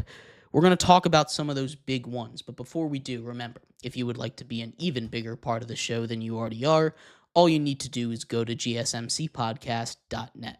Or if you're on YouTube, you can use that super chat feature. If you do either of those two things, a message should pop up on the bottom of the screen for you, me, and everybody else around the world to see. If you do have a burning question about sports, anything at all that you would like to ask, go and throw that in the comments. Throw it in the chat. I will get to it as soon as I possibly can. I appreciate everybody so much for sticking around, talking some sports with me here on a beautiful Monday, June 9th. But like I was saying, we're going to get into these teams, or these players in specific, that are still holding out. And we're going to start off in Cincinnati. So I think the Cincinnati Bengals have a very interesting mindset right now. Of course, the big one is Trey Hendrickson. Trey Hendrickson still not signed or traded away, but you also have guys like Shamar Stewart, who still have yet to show up to camp as he's still negotiating his rookie contract. They cut Jermaine Pratt today as well, who is top 10 in tackles as a linebacker position for a team that needs some help defensively. What's going on right now in Cincinnati?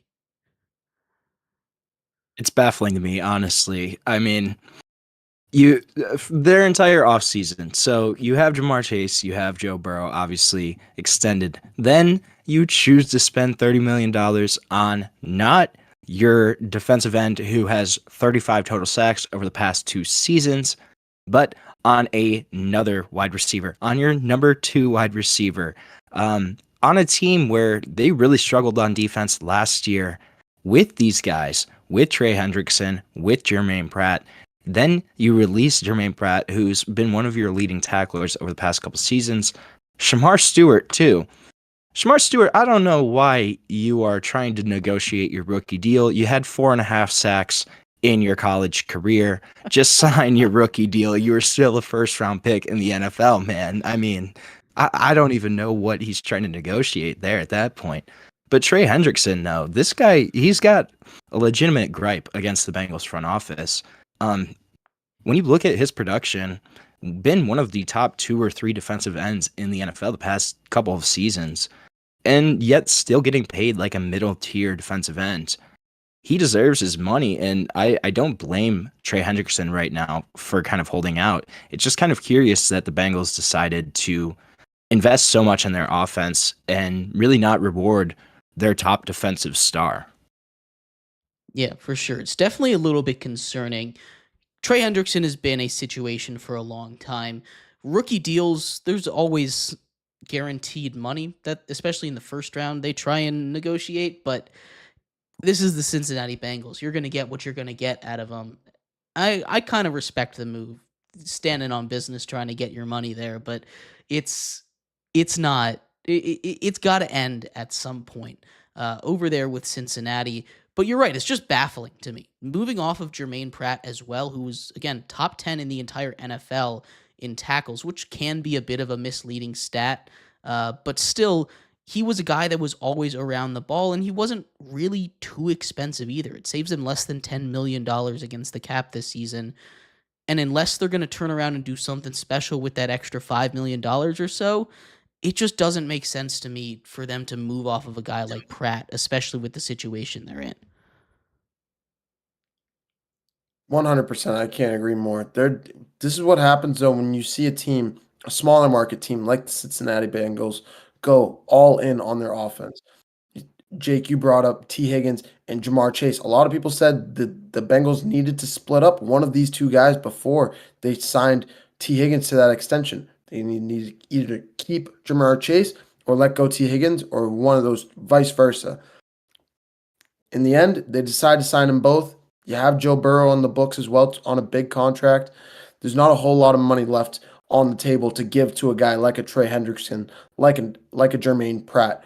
Jermaine Pratt, one of the best big tackles in the league right now. Trey Hendrickson, sneaky defensive end, has been one of the best, was one of the best this past season. It's unfortunate, but I don't know what else you can really say other than it felt like you could see this from a mile away. The smoke was in the air. The Bengals just turned a side eye from it. Yeah. No, the Bengals situation definitely weird and something to keep a tab on as we get further on into this offseason. But another one that I think is interesting is Kirk Cousins. Now, we did get an update on Kirk Cousins today that he's going to be there for mandatory minicamp. And his situation has been kind of under the radar. A lot of the talk when it came to quarterbacks was what's Aaron Rodgers doing? What's Russell Wilson doing? What's going on with the quarterbacks in this draft? How is it all going to play out?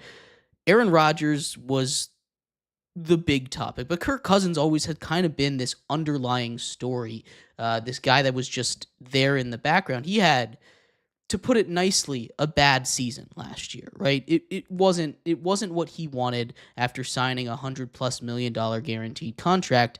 It's very expensive, but we're past that June 1st deadline. He's already been on the roster long enough to kick up the incentive of an extra $30 million. And his actions, while they're saying he wants a trade, there doesn't seem to be a great situation open for him yet. What do the Falcons do with Kirk Cousins? And is he the kind of guy that you feel comfortable running with as a backup, as a mentor? Obviously, a pretty solid security blanket if Penix doesn't work, but is this the best situation for Kirk Cousins right now? Honestly, yeah, I think so. I mean, there's obviously, a few teams that still need a quarterback that, could be reliable. And I think Kirk Cousins could still be a starter somewhere. But honestly, he's making a good amount of money for sitting around and basically doing nothing in Atlanta. He basically has to sit around, mentor Penix, make sure he does good. And then, if he gets injured or, misses a game for something, say gets a concussion. Okay, Kirk Cousins, just don't play horrible. Because let's be honest, the Falcons aren't a very, they're not a powerhouse team. This isn't the 2016 Falcons. This isn't, this team that's gonna make the playoff. This isn't. Our Falcons are that good. They're like the Hawks of the NBA. They're gonna be 9-8, or maybe 10-7, and maybe in a weak conference, maybe make the wild card and then lose in the first round, just like the Hawks. But he really doesn't have. He's in a great spot for himself. Mentor, make money, maybe play a game or two, get some snaps here and there. He could be a starter somewhere. I think he's still got it. He's not, I wouldn't say he's crazy old. He's still pretty young. He could definitely, he's no Joe Flacco, but he could definitely be somewhere starting and be like in a Joe Flacco situation. Be starting somewhere, mentor some young guy, and they just build him up. But right now what he's doing in Atlanta is fine. He's just mentoring Michael Penix while he's not starting, helping build up his career. And then if he's needed, he can go in there, get it done. Hopefully, get them wins, but I think he can still do, even in a backup role. I think one of the more intriguing questions, because I feel like a lot of this is pointing to him just staying in Atlanta this season, is kind of what I expect to happen. But if he were to get traded, what teams are even left for him to go to, right? The Steelers, they brought in Aaron Rodgers. The Browns already have a whole stable in that quarterback room. The Titans are rocking with Cam Ward. It doesn't make sense to put more investment into that quarterback position, at least this offseason. Is there even another team that might be interested in trading for him? Or is it going to be you're stuck in Atlanta, deal with it? Hey, no, I mean, Cleveland, just toss a 6th-round pick, make it a 5-way quarterback competition. It's just like an old gladiator arena. Just throw all 5 guys into a pit, and that the one that comes out, that's who's going to start in Cleveland. No, but seriously though, I honestly don't see a lot of logical landing spots for Kirk Cousins. I think with that deal right now and some of the other quarterbacking moves we've seen, the Jets at one point in this offseason needed a quarterback. They go get Justin Fields. The Giants go get Russell Wilson and Jameis Winston and Jackson Dart. And then you see Pittsburgh finally get Aaron Rodgers, 4 months after that should have been done. But there's just not a lot of logical landing spots for Kirk Cousins. And ultimately, I think this is a guy that he's not going to sit out the entire season. He's going to be a guy that's going to show up to training camp, do his job. He's under contract. So I think it just makes the most sense for him to be in Atlanta right now, at least for the time being. Maybe there's an injury during training camp that kind of opens up a potential landing spot for him. But I think for right now, it's just time to kind of sit pat for the Falcons and for Kirk Cousins. Would it be crazy to think, this is kind of random, would it be crazy to think he could go and play in Seattle? I know they just drafted Milroe, but I don't think Sam Darnold's going to do good there. I know he has Cooper Kupp, but I don't think he'll do good there. What if Sam Darnold plays bad, they play Kirk Cousins, and maybe, obviously they drafted Milroe, they want him to play, but what if they don't want to play him yet, let him sit behind someone and grow, and put Kirk Cousins in and let him grow off Kirk Cousins? I mean, that's just I was just thinking about that. How much is it going to cost to get Kirk Cousins? I guess that's the first thing we need to figure out here. Was he still his contract with the Falcons right now? Is he still $30 million? No way. 4 years, 100. So he signed that 4-year, $160 million contract earlier last season. Obviously, he has a lot of money pushed towards the end of his deal. It's a lot of dead cap space right now. He just, like I said, kicked that $30 million bonus. His cap hit this year is $40 million. It'll be 57 the year after that, and then 57 as well after that. They do have a potential out after this season, though, which is only going to hit them with $45 million of dead cap instead of 115. So this is probably where they go, but you're looking at taking on a contract like Kirk Cousins. That is a lot of money to take up. And I'm sure you can work out a deal where Atlanta takes some of it. They're going to be hit with $45 million of dead cap either way. But to get him off the books this year, maybe entice some of those older veterans that are still out there. But Seattle is definitely an interesting one because Sam Darnold, I'm not convinced on him over there. I don't know if Jalen Milroe will be ready, but it also just makes it a crowded quarterback room, and you already committed. You paid a lot of money to Sam Darnold this offseason, so I don't know necessarily how realistic that is, but as far as landing points go, it is something that does make a lot of sense if Sam Darnold really doesn't work out.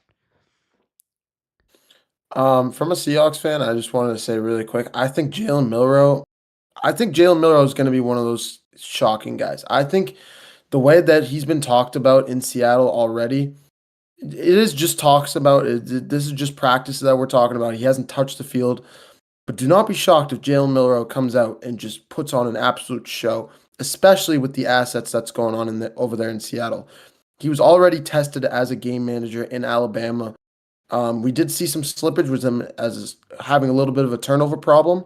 But, I mean, you have a guy like K9 behind Kenneth Walker as your running back. You have Cooper Kupp. You have Jackson Smith and Jigba, who had a great second year last year, looking to make a big improvement this one.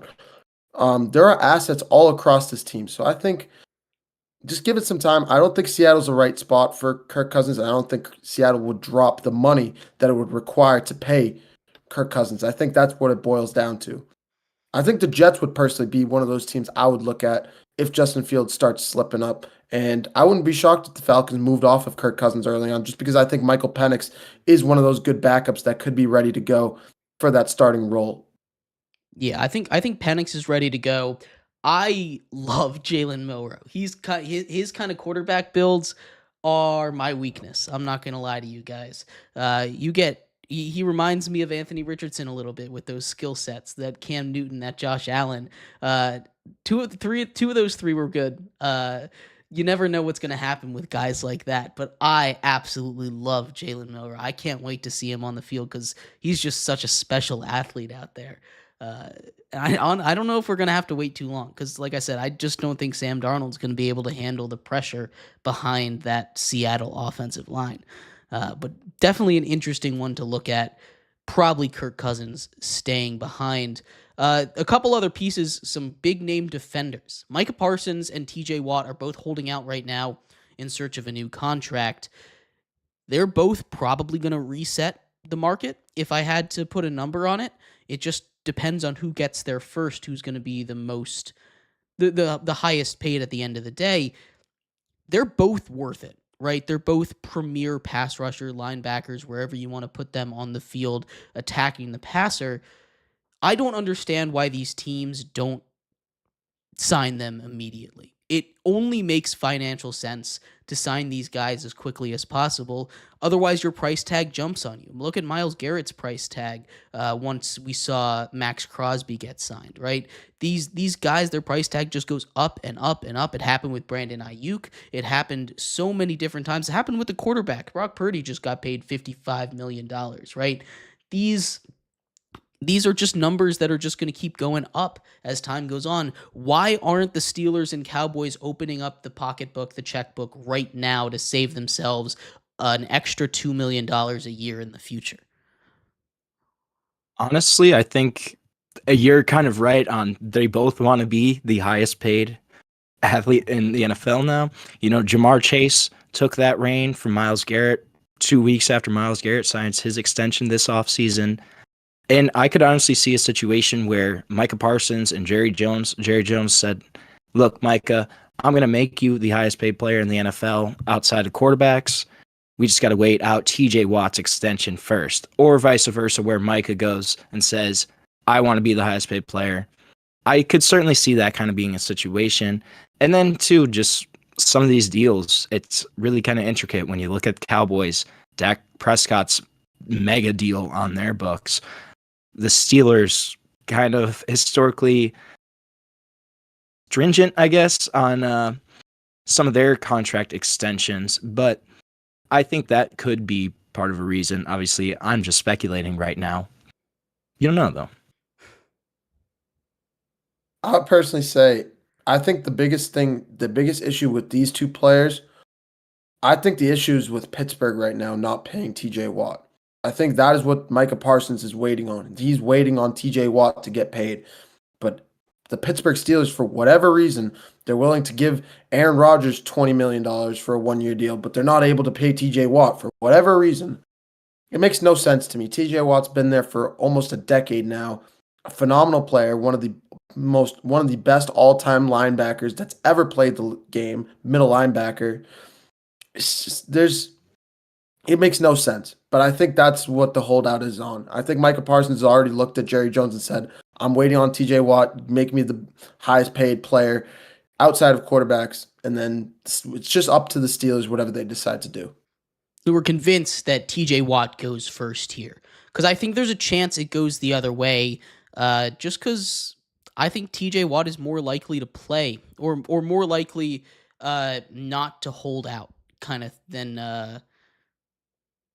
Micah Parsons is, right? You get Micah Parsons, he seems like the kind of guy that would just say, hey, I'm not going to play if you don't pay me. And I don't think the Steelers, they don't like to negotiate in season. They're kind of running out the clock right now. It's either going to happen before mandatory minicamp, or it's not going to happen this season, I don't think, at least with TJ Watt. I could see the Cowboys swooping in real late and getting a guy like Micah Parsons extended right before the season starts so that their superstar is happy. And at the long run, again, still cheaper to get the deal done anytime in the future first. But outside of those two, again, just one more big name that I saw holding out, and that's Terry McLaurin. We kind of touched on him a little bit last week. Is the buzz real that he could ask for a trade? Because that never really crossed my mind. It just felt like a contract thing, but I'm hearing some reports that he might ask for a trade if he doesn't get that contract. Washington's not going to let it to get to that point, no? No, I don't think so. There's no way. I mean, maybe, but if I'm Terry McLaurin, I have every reason to hold out. I really do. He's been there for 2 years now. He's been there since 2018, 2019, whatever, and he's been their best player. I think he's been their best player on the offense and defensive side of the ball. He's been there through pretty bad quarterbacks, And he's putting up consistently 1,000-yard, 900, like high 900,000-yard seasons with pretty bad quarterbacks. This year he gets Jay McDaniels, in my opinion, probably the best performing quarterback in this draft class.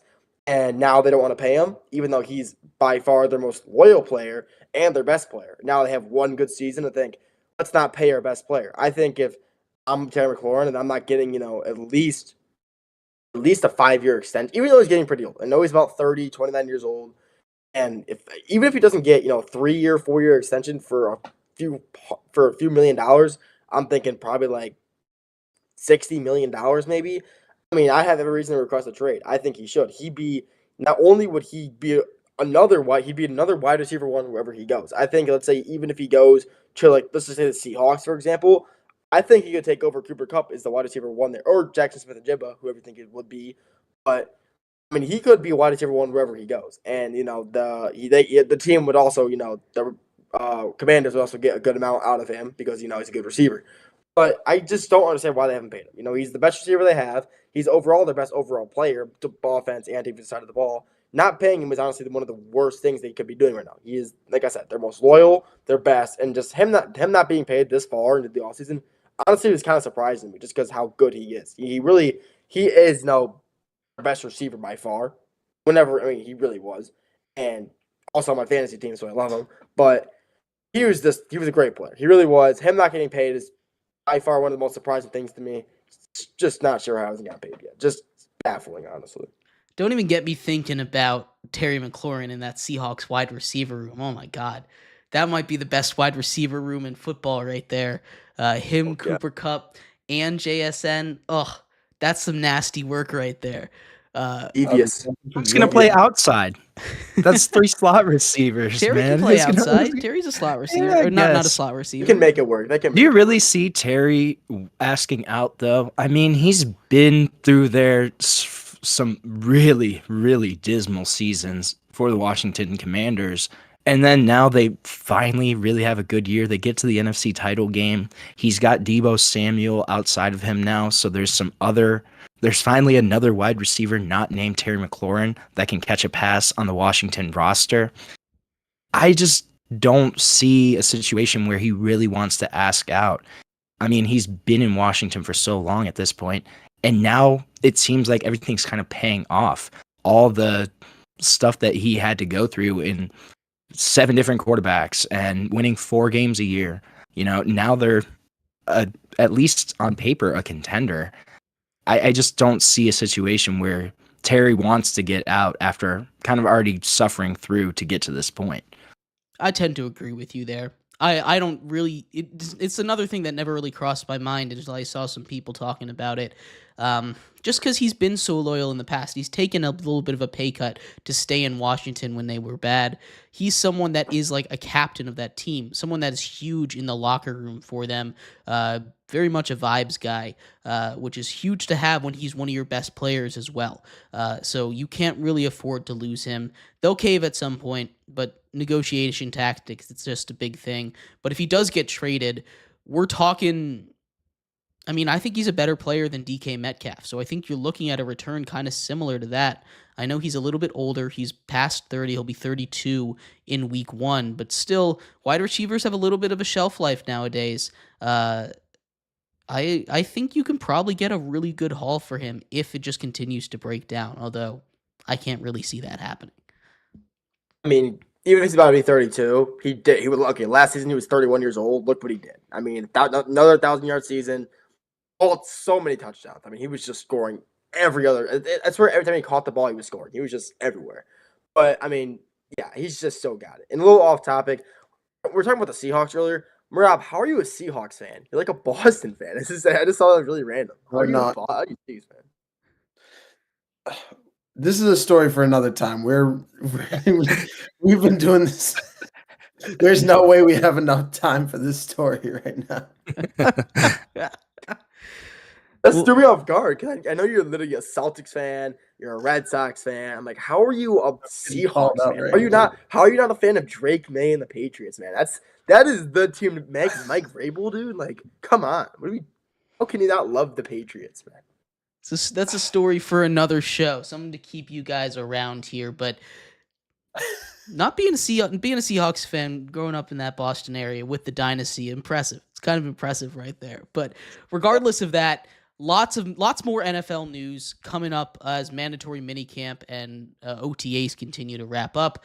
We're going to take a quick break. When we come back, hockey is live right now, and it's a little bit more of a pummeling than I was expecting as it goes to Game 3 in Florida. We'll break that down coming up next here on the GSMC Sports Podcast.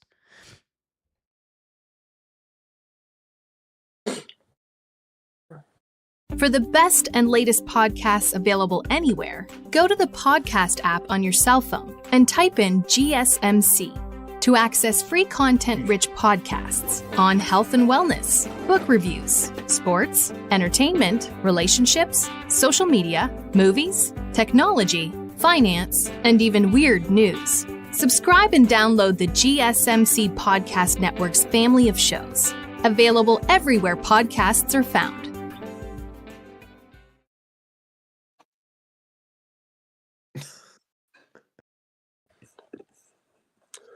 Looking for your daily fix of sports talk without having to pay for it? GSMC Sports Network is available on YouTube. Just search GSMC Sports Network. Get your fix of daily sports talk shows on YouTube, absolutely free.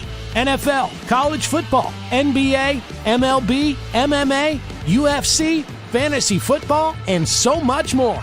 GSMC Sports Network has shows running all day long, with new sports shows starting every 2 hours. Just like on your favorite cable sports channel, except GSMC Sports Network is absolutely free. Just search GSMC Sports Network on YouTube to catch one of your new favorite shows, like the GSMC College Football Podcast, Chip Shot Football Podcast, Hoops and Heels Women's Sports Podcast, GSMC Basketball Podcast, and so many more. Check it out for yourself. GSMC Sports Network, now available on YouTube absolutely free. Search GSMC Sports Network on YouTube right now.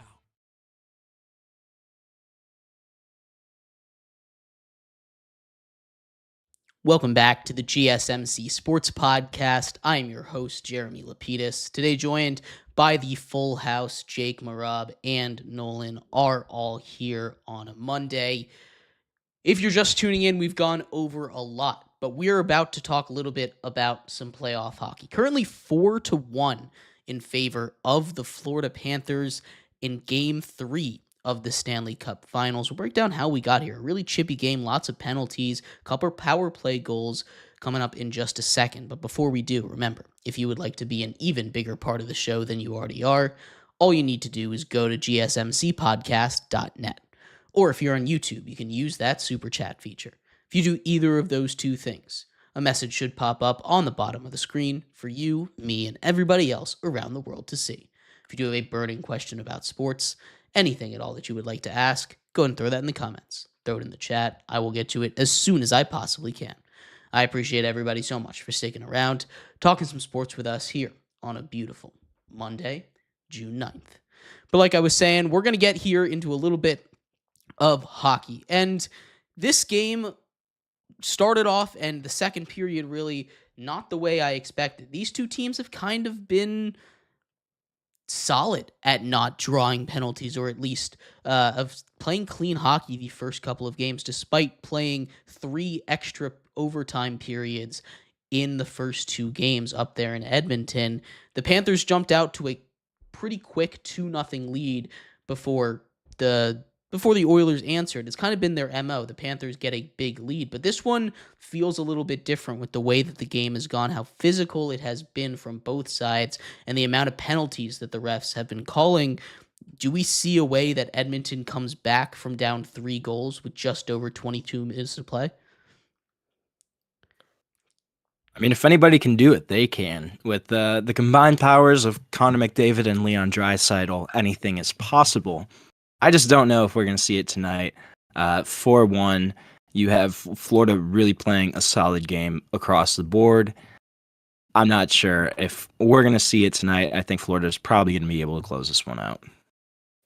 Yeah, no, Florida's been, I mean, that's been what they've done. They've been really good in the first 2 periods of each of these games. Obviously, game 2 ends in favor of Florida in that double overtime, but to even get it to overtime, a Corey Perry goal with just 18 seconds remaining, it's just more magic, right? But eventually that magic has to run out. You can't consistently do this and expect to win a lot of hockey games, especially deep into the NHL playoffs like this. But Stuart Skinner was standing on his head. He hasn't necessarily been bad in this game, but he hasn't been as good as he was back home.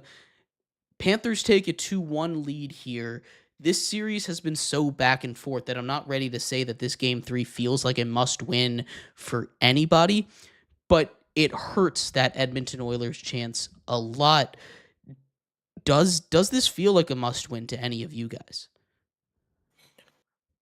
I mean, it feels a little bit of a must-win from Florida. They go down 1-0. They go out down 1-0 after losing game 1. They come out, win game 2. Brad Marchand being the hero of that one.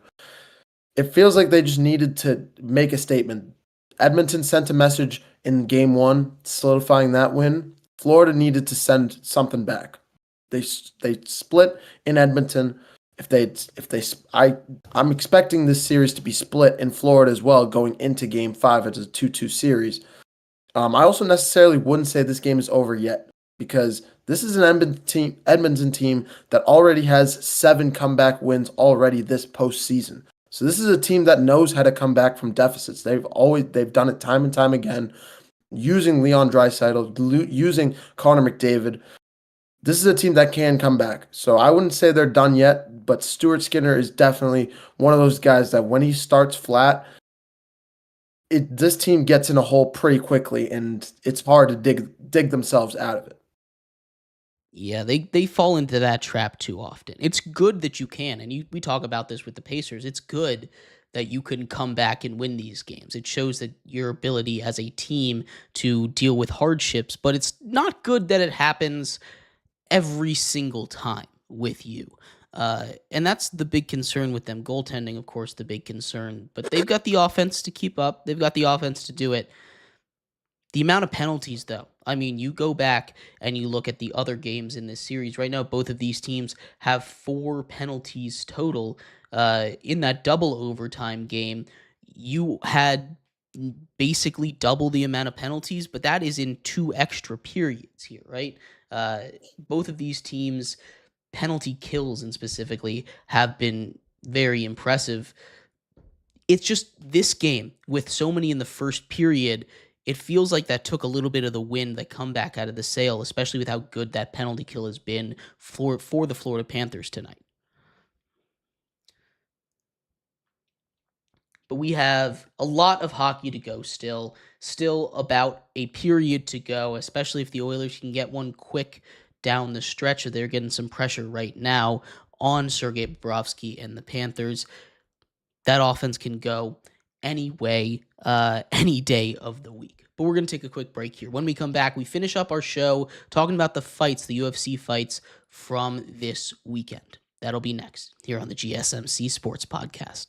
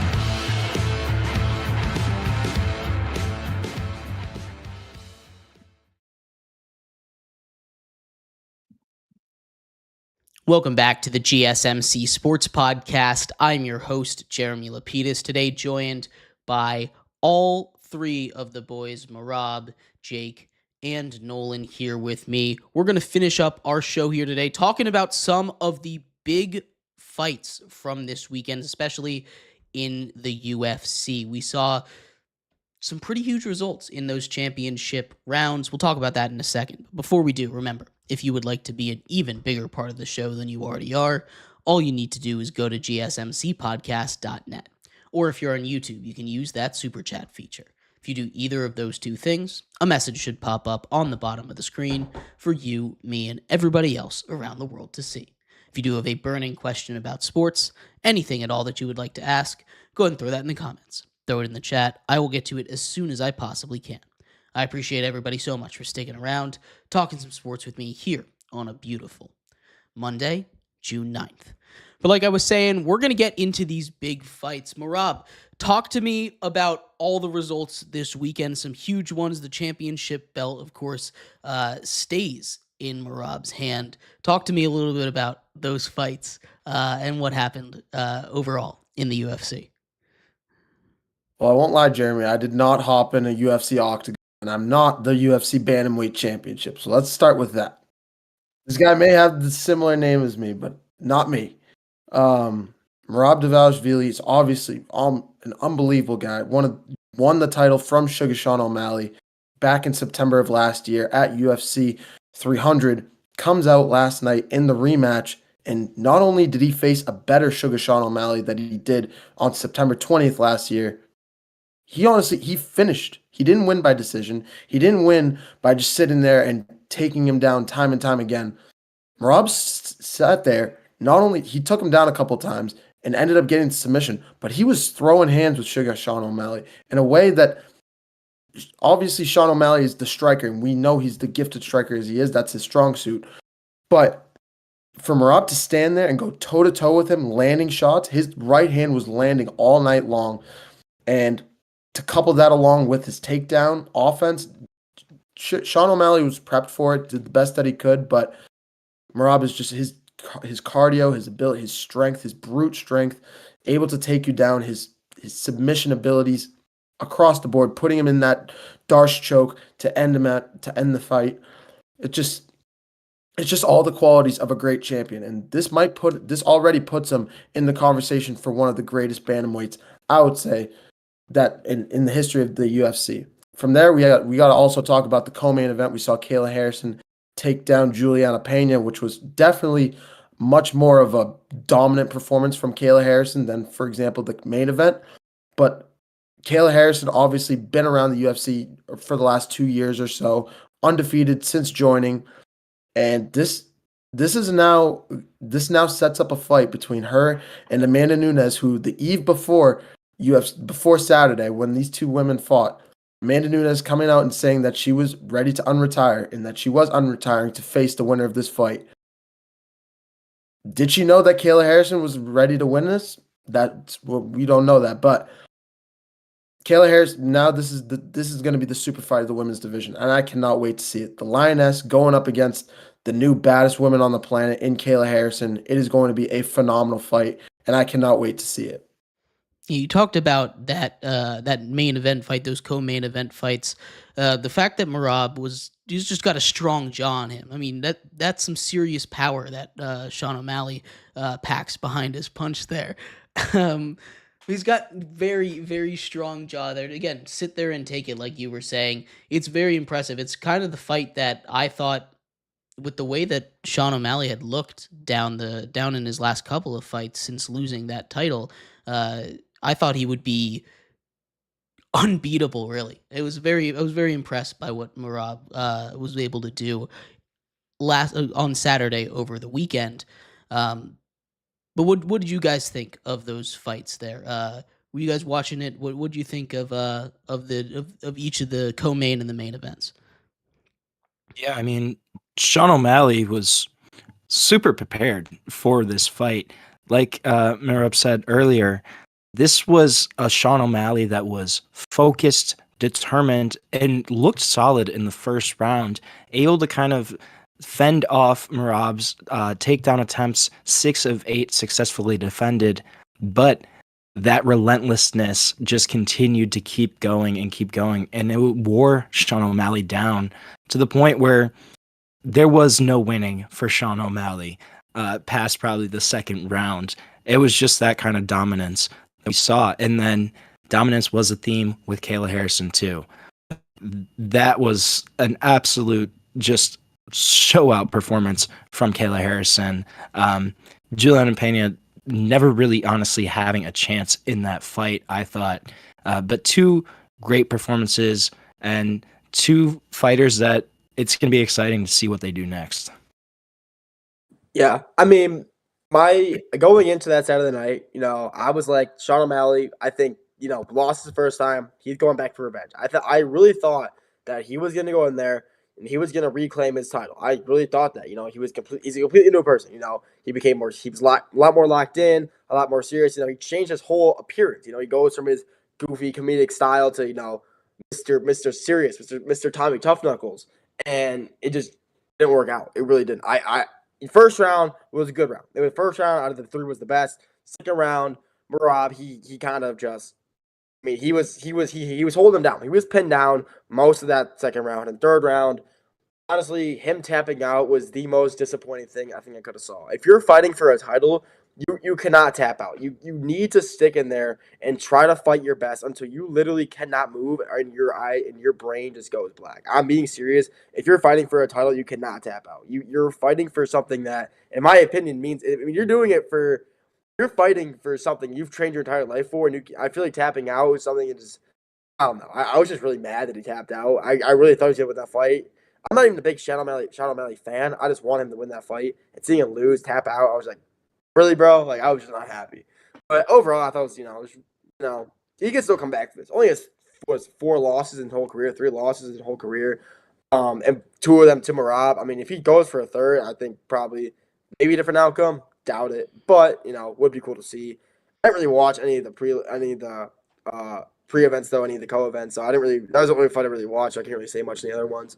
But hearing a girl come out of retirement, I think possibly leading to a new title fight. That'd be pretty cool. I don't really know much about it, but I could definitely look into it, see what that would be about. But coming out of retirement and possibly fighting the new champion. I mean, that'd be pretty cool. I would definitely watch that for sure.